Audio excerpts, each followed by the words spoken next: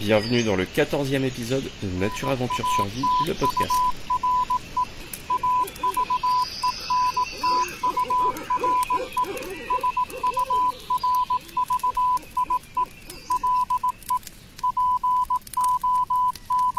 Nature Aventure Survie.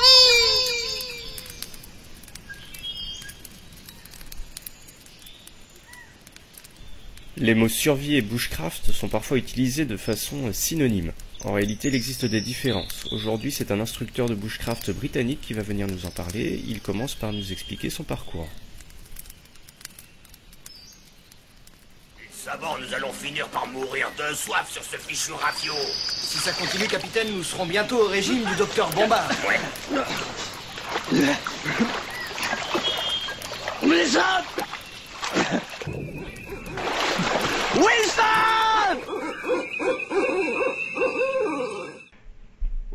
Aujourd'hui, mon invité est Paul Kirtley. Paul Kirtley est connu sur Internet pour être un instructeur de bushcraft britannique et c'est un plaisir de l'interviewer aujourd'hui. Bonjour Alban, comment est-ce que ça va? Ça va à peu près, si ce n'est que j'ai attrapé une sacrée saleté et c'est pour ça que j'ai une voix un petit peu bizarre. Mais toi, ça va bien? Je vais très bien, oui, merci. Je viens juste de rentrer d'Écosse. J'y étais pendant un mois, donc je suis rentré cette semaine. Ça fait une semaine depuis que j'étais parti. Alors, je profite de rattraper un petit peu le travail, je profite de parler avec toi, je profite de changer un petit peu de rythme et de me reposer. J'adore l'Écosse. Où est-ce que tu étais? Alors j'étais dans les environs des Kinghorn, qui est une zone très connue de montagne en Écosse. Parmi les plus élevées, elles sont continues. Il y a un plateau subalpin qui fait que c'est très agréable d'y rester, autant pour son environnement que pour son climat. Mais au début, j'étais un petit peu plus bas. J'y étais pour travailler et notamment pour filmer la première semaine. Et c'est vrai que chaque année, en fait, on fait des voyages en canoë sur une rivière qui est à proximité d'Aberdeen et près de la mer. Donc on fait des super voyages. On commence dans les montagnes et on finit sur la plage. Donc c'est vraiment un voyage très sympa. On fait ça sur une semaine. Les clients, on en prend quelques-uns. Il y avait également un de mes amis qui est un professionnel de la chasse. Il chasse des cerfs. J'ai passé un petit peu de temps avec lui et c'était vraiment un voyage très sympa. Le temps était assez agréable pour l'automne, un peu comme en août. Et pas trop de pluie? Non, très peu. Et d'ailleurs, ça a été un problème pour le voyage en canoë parce que la rivière était assez basse. La première semaine, ça allait. On a eu un petit peu de pluie au début. La rivière a un petit peu monté parce qu'elle est venue de la montagne. C'est un grand déversoir, donc s'il y a un tout petit peu de pluie, il y a beaucoup d'eau qui est collectée et puis la rivière peut monter assez vite. Mais la deuxième semaine, on a eu moins de pluie, on a eu beaucoup de soleil et c'était tant mieux parce que de toute façon c'est devenu un vrai slalom. Il y avait tellement de rochers, c'était un petit peu plus technique, on devait slalomer entre les rochers, donc c'est plus facile quand il y a un petit peu moins d'eau. Mais c'est le genre de choses que j'aime bien à propos de ces voyages, c'est qu'à chaque fois qu'on est près de cette rivière, ça ressemble jamais à la chose qu'on a fait juste avant. Même d'une semaine à l'autre. Oui, et on a pu suivre tes aventures sur Facebook et sur le site de Frontier Bushcraft, parce que tu es un instructeur de bushcraft. Oui, c'est vrai, mais alors je suis aussi qualifié en monitorat de canoë, mais c'est vrai que mon vrai plaisir, mon vrai travail, c'est d'enseigner le bushcraft. Mais la survie aussi, mais je préfère mettre l'accent sur le bushcraft, parce que la plupart du temps, la différence entre le bushcraft et la survie, ça dépend de la façon dont vous l'utilisez, ça dépend de la situation. Ça dépend du contexte. Les compétences sont très souvent la même chose. Par exemple, pour allumer un feu, si vous êtes dans une situation très difficile dehors et que vous avez vraiment besoin d'un feu pour rester chaud, vous êtes tombé de votre canoë, vous êtes mouillé, votre copain est en train de rentrer en hypothermie, vous avez besoin d'allumer un feu. Là, c'est de la survie. Mais si vous êtes juste en train de camper, de vous balader, de faire de la randonnée ou de faire du canoë, vous avez peut-être besoin de faire du feu pour faire à manger, pour cuisiner. C'est la même compétence, mais là c'est plus du bushcraft. Ce sont les mêmes compétences que vous emmenez dans votre tête et dans vos muscles, mais le contexte est différent, ça en fait de la survie ou du bushcraft. Alors c'est vrai que j'enseigne le bushcraft, mais ça a besoin d'être enseigné d'une façon où les gens pourraient l'utiliser dans une situation critique et là où il faudrait que ça marche vraiment. Comment es-tu devenu un instructeur de bushcraft? Je crois que tu n'as pas toujours travaillé à l'extérieur. Oui, c'est correct. J'ai toujours eu une passion pour la nature, pour l'environnement. J'ai grandi dans la campagne. Je suis né dans le Yorkshire, qui est au nord de l'Angleterre. C'est une zone très rurale. Mon père a ensuite voulu bouger au nord du Pays de Galles. Et j'ai découvert les forêts. Mon père a eu une opportunité là-bas, donc on a déménagé quand j'avais 5 ans. Et encore une fois, on était dans un endroit très rural avec des forêts. Il y avait des montagnes également. C'était une partie de mon enfance qui a vraiment déterminé mon amour pour l'extérieur. Mon père a ensuite changé de métier. On a encore déménagé. On est reparti dans une zone encore rurale. Mais j'étais toujours fourré dehors. Je suis même allé en Écosse, je suis tombé amoureux des montagnes là-bas, des glen. Ensuite, j'ai étudié les mathématiques à l'université. J'avais pas beaucoup d'argent en quittant l'université, mais personne ne m'avait expliqué jusqu'à présent qu'on ne pouvait pas avoir une carrière à bosser à l'extérieur. Je ne pensais pas pouvoir vivre de ma passion pour la randonnée et les grands espaces. Quand j'ai eu 20 ans, donc j'étais très académique, j'ai étudié les mathématiques et ensuite il a bien fallu que je me trouve un vrai travail. Donc j'ai travaillé dans différents domaines, mais à chaque fois j'étais derrière un bureau à l'intérieur et ça ne me plaisait pas vraiment. Et ma passion donc est devenue une route parallèle. J'ai commencé à assister Ray Mears dans ses cours pour son école. J'ai débuté en étant simplement un consommateur, un client, et puis petit à petit il m'a confié des enseignements et il m'a demandé carrément de l'assister au bout de quelques années pour ses cours dans le Royaume-Uni. J'ai commencé en 2003 et en 2005, il m'a offert un vrai métier parce que son école de bushcraft était en train de se développer. Donc il n'avait plus beaucoup de temps pour enseigner lui-même et il m'a demandé de lui filer un coup de main. Et c'est comme ça que je suis rentré dans le bushcraft en tant qu'instructeur. Donc 10 ans auparavant, en 2005, ma carrière a changé. Et c'est une chance parce que je pense que par les temps qui courent, vous pouvez changer de carrière, vous pouvez changer de voie, vous pouvez changer de direction et suivre vraiment quelle est votre vraie passion. Et je sais que moi c'était la nature, l'environnement. J'ai toujours passé mes week-ends à l'extérieur et là quand j'ai eu l'occasion de pouvoir en vivre, eh bien, j'ai saisi l'occasion. Il y a quelque temps auparavant, quelqu'un m'a demandé comment est-ce possible que moi qui étais quelqu'un passionné par les maths puisse devenir quelqu'un qui soit passionné par le bushcraft. En fait, je crois que le point commun, c'est la curiosité sur comment le monde fonctionne, comment la nature fonctionne. Je crois que beaucoup de gens sont terrorisés par les mathématiques parce qu'ils ont eu une mauvaise expérience à l'école. Ils pensent qu'ils ne sont pas très bons à ça, ils ne sont pas bons pour les maths. ils n'ont pas une très bonne vue de ce que c'est. Mais lorsqu'on étudie vraiment les mathématiques, et surtout l'histoire des mathématiques, il y a beaucoup de... D'ailleurs, il y a beaucoup de mathématiciens français célèbres comme Descartes. Mais ils étaient tous très curieux sur la façon dont le monde fonctionnait. Ils essayaient de décrire ce fonctionnement.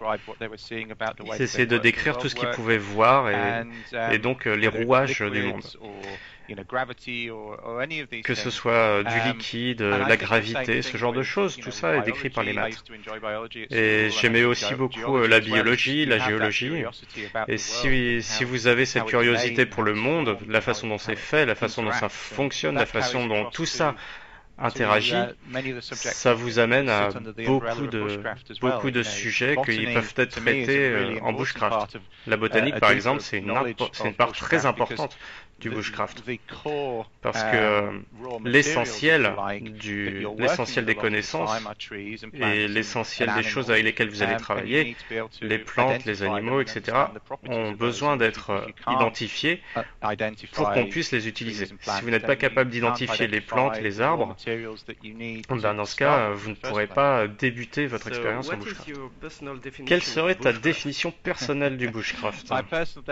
Alors, ma définition personnelle du bushcraft, bon, je l'ai éludé dans le début de la conversation, mais alors je crois vraiment que c'est l'important, le fond du bushcraft, c'est vraiment la connaissance de la nature, c'est la connaissance du milieu naturel, et ce sont surtout des connaissances pratiques qui vous autorisent à faire usage des ressources que vous avez autour de vous, pour trouver votre chemin, pour vous sustenter.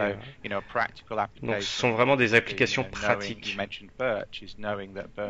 Tu as mentionné le boulot, et le boulot est très bon dans différents aspects pour allumer le feu. Son écorce contient des huiles essentielles qui peuvent être allumées grâce à une étincelle. Il y a des petites branches qui sont super, qui restent bien sur l'arbre et qui peuvent être utilisées comme allume-feu aussi, en petit bois. Donc ce sont des connaissances très simples, mais vous avez quand même à reconnaître quel arbre a quelles utilisations et quelles sont les parties surtout de cet arbre qui sont les plus utiles pour par exemple allumer un feu. Les feuilles sont également utilisables, mais pas pour le feu. Elles contiennent de la saponine, donc on peut se laver les mains avec. Les racines peuvent être utilisées pour faire des nœuds. Le bois peut être sculpté facilement, ou alors être utilisé pour le feu par friction. Et il y a plein d'autres utilisations.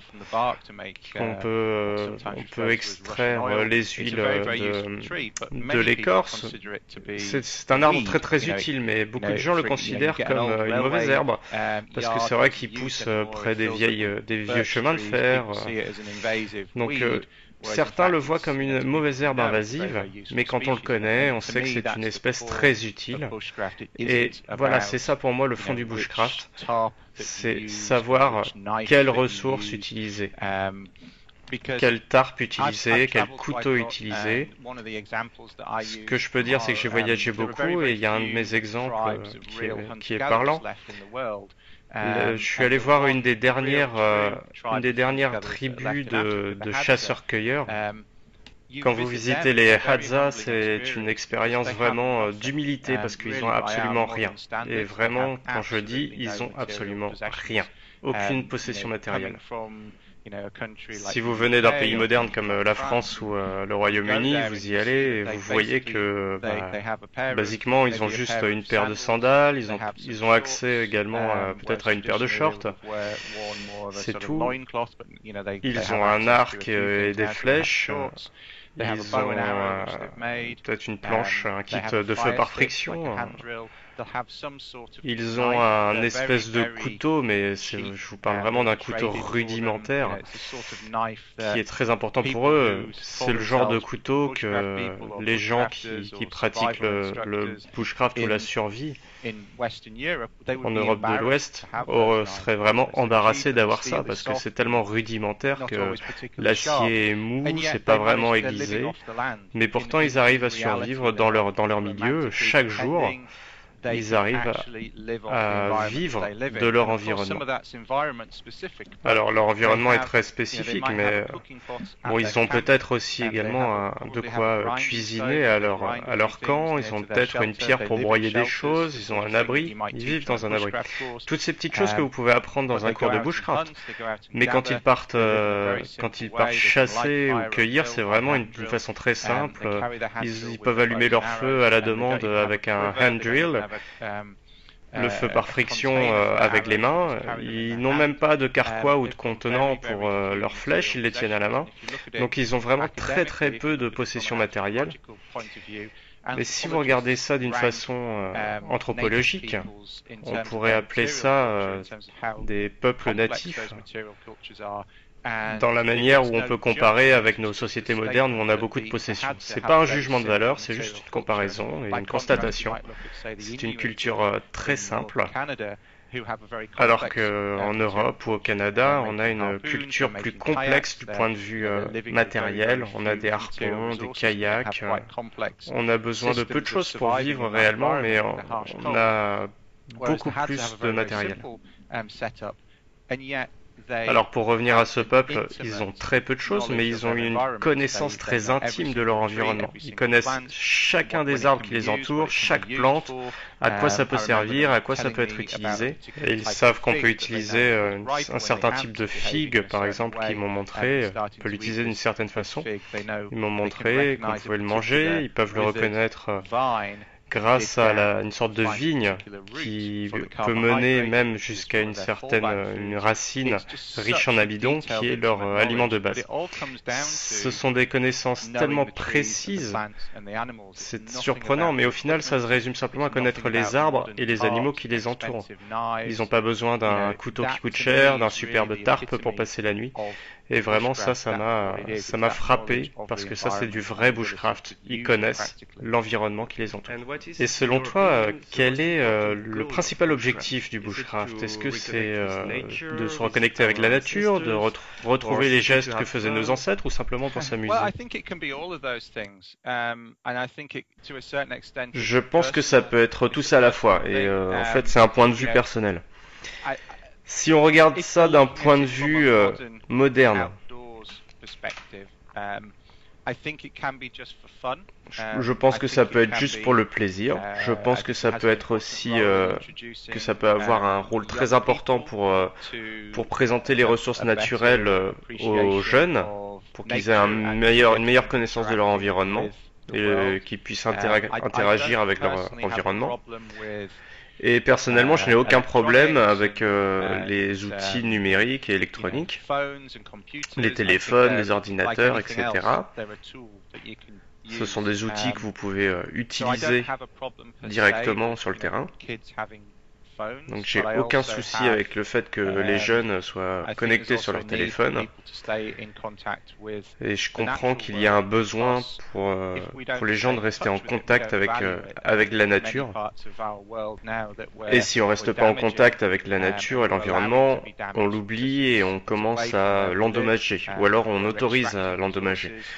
On extrait plein de ressources de notre environnement et l'environnement est endommagé parce que les gens ne sont pas au courant de ces ressources ou alors n'y accordent aucune importance. Donc d'un point de vue environnemental, je pense que le bushcraft ça peut également aider à construire cette connaissance de l'environnement et le respect des ressources naturelles. À l'heure actuelle, il y a plein d'études qui montrent que si on passe du temps à l'extérieur, notre santé est bien meilleur. Ça diminue la pression cardiaque, ça permet d'avoir un meilleur mental. Donc je pense que c'est important d'avoir des gens qui interagissent avec leur environnement naturel dès le plus jeune âge. Je crois que le bushcraft est une bonne entrée pour ça. Après, il y a aussi cette perspective un peu historique, quand on essaye de préserver des savoir-faire et des compétences de nos ancêtres. On se dit que ça pourrait disparaître à l'avenir, mais je crois qu'on fait un bon boulot en préservant ces compétences-là. Il y a une vingtaine d'années, j'ai commencé à être vraiment intéressé par le bushcraft et à vouloir apprendre le bushcraft. Donc depuis le plus jeune âge, j'étais intéressé par la survie. survie. Donc je regardais ça dans les bouquins, j'essayais un petit peu dans mon coin tout seul. Mais quand j'ai vraiment voulu apprendre le bushcraft moi-même, il y avait très peu de gens qui comprenaient qu'on pouvait vraiment allumer un feu rien qu'en frottant des bouts de bois ensemble. Et la première fois où je suis allé dans un cours, je n'avais jamais vu personne avant faire du feu par friction à l'archer. Et ça, c'était bien avant YouTube, c'était bien avant Internet. Internet, c'était quelque chose que les gens avaient au boulot, mais pas à la maison. Et bien entendu, on n'avait pas de téléphone portable dans les mains. Donc, on n'était pas vraiment familier avec ces savoir-faire primitifs. Donc, c'était peu répandu, en fait, à l'époque, ces connaissances. Mais plus de 20 ans après, il y a énormément de gens, même des gens qui ne sont pas intéressés dans le bushcraft, qui savent qu'on peut allumer un feu en frottant deux bouts de bois. Et il y a beaucoup plus de gens qui sont capables de le faire aujourd'hui, parce que ça a été énormément partagé. Et c'est très bien d'ailleurs que ça soit partagé comme ça, parce que ça évite qu'ils ne disparaissent. Il se peut très bien qu'un jour vous en ayez besoin, et au moins vous savez que ça existe. Et pour moi, quand j'enseigne aux gens le bushcraft, c'est pas seulement à propos du plaisir, c'est vraiment pour préserver certaines compétences. Et puis je crois que ça nous permet aussi d'apprécier à leur juste valeur des gens comme les Hadza qui vivent de leur environnement.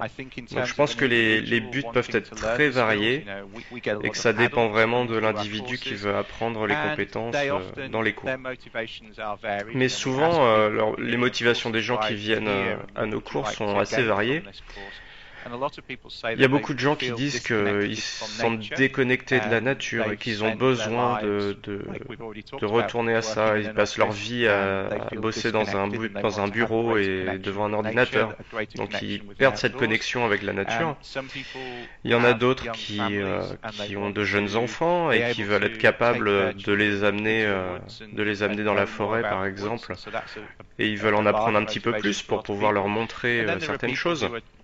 Et puis il y a des gens qui veulent voyager, qui veulent aller dans des endroits un petit peu sauvages et qui veulent apprendre des compétences qu'ils pourraient utiliser immédiatement ou au moins des compétences dont ils pourraient se servir dans une situation de survie. Donc il y a beaucoup de raisons pour lesquelles les gens veulent apprendre le bushcraft et il n'y a aucun problème si c'est juste pour le fun, si c'est plutôt pour être sûr qu'on peut s'en sortir dans une situation catastrophique, ou alors si c'est juste pour apprendre parce que vous voulez apprendre un petit peu plus sur la nature. Tout ça, ça fonctionne très bien. Il y a des gens qui aiment venir au cours et qui éteignent leur téléphone pour être sûr de n'être pas dérangés pendant une semaine, mais il y en a de plus en plus aussi qui utilisent à la fois le bushcraft ou le camping dans la forêt dans une opportunité de s'éloigner de la ville et des bruits, etc. Donc il y a beaucoup de raisons pour lesquelles on peut vouloir apprendre le bushcraft et pour vouloir aussi l'enseigner. Et je peux pas dire qu'il y ait quelqu'un qui ait plus raison que d'autres parce que tout ça c'est valable. Dis-moi si tu es d'accord, mais je trouve que le bushcraft c'est aussi une façon de sensibiliser les gens aux ressources naturelles, des ressources qui les entourent. On voit souvent des familles qui se ramènent dans la forêt et qui se comportent vraiment comme des sangliers. Ils écrasent toutes les plantes qu'ils peuvent trouver, ils arrachent des branches, des trucs comme ça. Et après 2 ou 3 jours dans la nature, quand on leur a expliqué qu'on peut utiliser telle ou telle plante pour se nourrir, telle ou telle plante pour se chauffer, et telle ou telle plante pour faire des cordages, etc. Il y a un changement très important qui se fait, il y a une bonne connexion avec la nature, et du coup, les gens sont en train de se dire « Ah non, je vais pas marcher là parce qu'il y a une plante utile. » Oui, je vois exactement ce que tu veux dire. Il y a des gens qui viennent au début des cours, ils regardent même pas où ils posent leur sac à dos, ils écrasent des trucs. Je pense que tout ce qu'on peut faire avec eux, depuis la nourriture sauvage jusqu'au feu, tout ce qu'on peut leur apprendre, cette plante tu peux l'utiliser pour la manger, cette plante tu peux l'utiliser pour te soigner, etc. Au début, ils voient pas ça comme utile, mais au fur et à mesure, ça se fait. Et surtout avec les orties qui sont des plantes peu sympathiques au premier abord mais très utiles. Une fois que les gens ont appris ça, les gens font très attention à l'endroit où ils mettent leurs pieds parce que du coup ils savent que par exemple les orties sont comestibles donc ils mettent les pieds sur de la nourriture. Donc je crois que les gens ont aussi besoin de ralentir un petit peu de leur rythme. C'est peut-être c'est notre façon de vivre. Ils viennent d'une vie citadine qui est peut-être effrénée. Et au début des cours, ils ont besoin, peut-être qu'ils sont un peu stressés, ils se sont déplacés pour venir au cours, ils ont terminé peut-être le boulot le vendredi soir, ça commence le samedi matin. Ils sont encore dans leur boulot, dans leur tête, ils essayent de penser que mince, lundi matin je dois retourner au travail. Donc ils ont eu l'habitude pendant toute la semaine de traiter Twitter, des mails, les téléphones, des SMS, etc.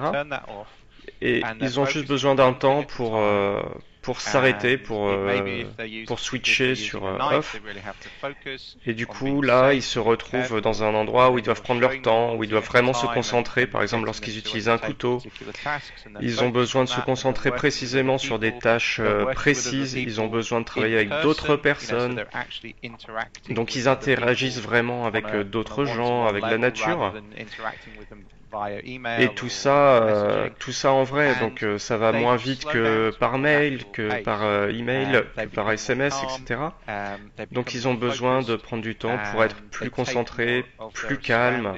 Ils prennent en compte leur environnement, parce qu'on passe beaucoup de temps à filtrer le bruit de la ville, le bruit de la rue. Le bruit des voitures, le bruit des sirènes de police, les gens qui sont en train de se crier dessus dans la rue, ou le chantier qui est juste à côté. Toutes ces choses-là qu'on a l'habitude de filtrer, elles ne sont plus là pendant quelques jours dans la forêt. On commence à diminuer ce filtre et le matin on entend les oiseaux qui chantent, on entend le bruit du vent dans les feuilles. Donc d'une certaine façon ils deviennent plus ouverts à leur environnement, ils deviennent plus connectés finalement à leur environnement. Et ils se sentent beaucoup mieux finalement comme ça. Ils commencent à développer un attachement et une envie de rester dans la nature parce que ça les fait se sentir mieux et c'est quand même une belle chose. Et qu'est-ce que tu aimes le plus à propos du fait d'être dehors? Est-ce que c'est parce que tu aimes partir à l'aventure, tu aimes juste être dehors dans l'environnement, ou est-ce que tu aimes être mouillé par la pluie? Je sais pas si j'aime vraiment être mouillé par la pluie dehors, mais bon, ça fait partie des choses qu'on doit subir lorsqu'on est dehors. D'habitude, les gens sont un peu frustrés lorsqu'ils se disent ah il pleut, on peut rien faire, ou alors il y a ces insectes qui commencent à me piquer. Mais tout ça, ça fait partie de la nature, ça fait partie du fait d'être dehors. Et je pense que ça doit donner un petit peu plus d'humilité et un petit peu plus de tolérance à propos de soi-même. Et je pense qu'il faut vraiment le prendre comme ça, parce que sinon on va être vraiment frustré d'être à l'extérieur. Ça fait partie, ça fait partie de la nature. J'essaye pas de minimiser, hein, mais c'est vrai qu'il y a des gens qui se mettent en colère parce qu'il y a des insectes ou de la pluie qui se déclarent. Non, ce que j'aime vraiment, en fait, c'est que j'aime pouvoir faire énormément de choses dehors. Je pense que ce que j'aime vraiment, c'est aller dans des endroits tout à fait sauvages où on se sent un petit peu seul et savoir qu'on peut se réfugier sur nos propres compétences et notre connaissance. Par exemple, dans une randonnée, vous devez savoir vous orienter, vous devez savoir tenir un camp, vous rendre du point A au point B chaque jour. Et tous ces compétences-là, faut savoir le faire. Pour allumer un feu, il faut être vraiment capable de le faire. Pour une balade en canoë, il faut savoir utiliser le canoë, il faut savoir prendre des décisions certaines. Si vous êtes en phase de rapide, est-ce que vous allez pagayer dans les rapides ou est-ce que vous allez porter votre bateau sur la terre ferme? Vous pouvez aussi attacher une corde au bateau et vous marcher sur la terre ferme et traîner le bateau. En fait, c'est préserver votre équipement et vous préserver vous-même. Ce genre de jugement, ce genre de compétence peut faire la différence lorsqu'on fait un voyage, une balade ou alors un bon feu de camp. Ça ne repose que sur vous. Ça vous rend beaucoup plus responsable de votre succès. Dans la vie moderne, la plupart des choses de ce qu'on fait, même si on n'y arrive pas trop, arriver en retard, ne pas trouver son téléphone, ne pas retrouver ses clés, on peut s'en sortir. Mais quand on est dehors, dans la nature, la nature ne vous accorde aucune importance, c'est pas qu'elle vous aime, c'est pas qu'elle vous aime pas. Donc vous êtes seulement responsable de votre propre sécurité. Et c'est ça que j'aime bien, c'est le fait d'être absolument responsable de son succès. Mais ce que j'aime bien aussi, c'est bien sûr être actif physiquement, j'aime l'air pur dans mes poumons, j'aime le soleil sur mon visage, j'aime pagayer dans les rivières, j'aime la randonnée, j'aime dormir sous un tarp avec un feu. J'aime toutes ces expériences-là. J'aime les rencontres avec des animaux sauvages. Par exemple, on a fait un voyage en canoë au Canada et il y avait beaucoup d'herbes sauvages dans une crique avec des petits sur le bord d'une rivière. Et sur la rive, il y avait un élan. Et cet élan était là en train de mâchouiller les herbes. Il était presque jusqu'à hauteur du cou dans l'eau. Il a été un tout petit peu dérangé au début par nous, mais en fait, on n'était que 3 sur la rivière, on était silencieux et on a réussi à s'approcher suffisamment près de lui pour prendre de très belles photos. Et c'était une rencontre vraiment superbe. Ce genre d'expérience a pour moi une valeur vraiment extraordinaire. Avoir ce genre de relation avec la nature, c'est vraiment génial. Il suffit d'accepter le temps, les insectes. Des fois, on se sent pas très à l'aise, c'est sûr, mais c'est vraiment ça que j'aime au final dans la nature. Comme dit le proverbe, ce qui ne te tue pas te rend plus fort. Oui, alors ce petit proverbe concernant la nature est devenu très populaire. Mais oui, je crois que c'est vrai finalement. Si on va faire une balade dans la nature, ça peut vous mettre plus fort physiquement et puis moralement. On peut le comparer à la vie de tous les jours, c'est vrai. Et tout ce que vous allez faire, du business, du sport, peut-être du sport pour vous préparer pour un autre voyage. Dans ce cas, c'est que vous prenez plus en compte votre force physique, vous prenez plus en compte toutes ces expériences en les partageant avec d'autres personnes. Oui, c'est sûr, c'est vraiment très positif. C'est un cercle vertueux d'ailleurs. Vous allez dehors, vous faites n'importe quelle activité, du vélo, de la course, de la randonnée, du canoë. Vous allez juste dehors peut-être pour pratiquer vos compétences. Tout ça c'est physique et vos compétences physiques vont s'améliorer. Et pourtant, c'est quelque chose qu'on fait pas très souvent. Quand les gens travaillent dans un bureau, c'est quand même quelque chose qui est vraiment très bien à faire pour se reconcentrer sur soi-même. Et on gagne aussi en concentration, on gagne des connaissances, on change son mode de pensée. Tout ce que vous pouvez faire dehors, finalement, vous le ramenez aussi dans votre vie de tous les jours. Et c'est vrai que ce sont les situations les plus difficiles qui vous donnent ensuite la meilleure perspective. J'ai eu quelques situations difficiles à l'extérieur. La plupart des spécialistes spécialistes du bushcraft ou des professionnels qui travaillent à l'extérieur ont tous connu une situation où à l'extérieur tout ne s'est pas déroulé comme dans les plans, où c'est devenu un petit peu difficile. Ils sont peut-être même allés jusqu'à ce qu'ils sentent que leur vie aurait pu être mise en danger. Mais toutes ces expériences-là, ça met en perspective tout ce que vous allez pouvoir subir dans l'avenir. Donc, si vous regardez un petit peu certains leaders, meneurs de troupes dans les écoles de bushcraft, ces gens-là ont voyagé depuis des années.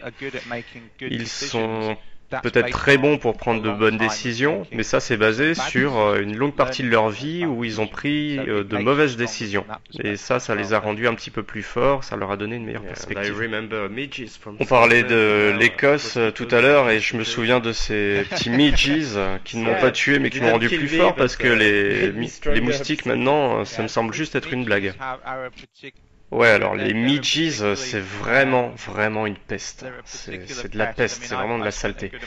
J'ai passé beaucoup de temps au Canada où les moustiques peuvent être assez voraces en juin. Surtout dans le nord de la Scandinavie, on en trouve les mêmes, ce sont à peu près les mêmes environnements. On a des marais et puis les moustiques peuvent être très voraces, mais il n'y a vraiment rien de comparable par rapport aux midges qui sont vraiment incroyables. Ils arrivent à aller dans vos yeux, dans votre nez. C'est pas juste qu'ils vont vous piquer, des fois il y a le volume aussi sonore qui est tellement élevé. Des fois, on peut pas respirer parce qu'ils se mettent dans la bouche. C'est vraiment horrible. Il y a souvent une confusion entre deux mots qui sont relativement liés. Il y a le bushcraft et la survie. En France, on a essentiellement des écoles de survie. Je crois qu'au Royaume-Uni, par contre, vous avez plus d'écoles de bushcraft. Quelle est la différence? Alors, je crois qu'il y a quelques...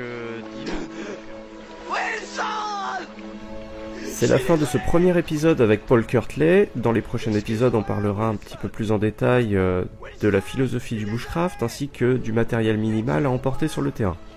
En attendant, vous pouvez retrouver Paul Kirtley sur son blog, paulkirtley.co.uk, et vous pouvez le suivre également sur Instagram, Facebook, Twitter, etc. Quant à nous les amis, on se retrouve sur la page Facebook de Nature Aventure Survie pour des photos, des vidéos et ce genre de documents. Vous pouvez également nous retrouver sur natureaventuresurvie.blogspot.fr pour des articles et sur la chaîne YouTube. D'ici là, bonne journée et bon bushcraft à tous.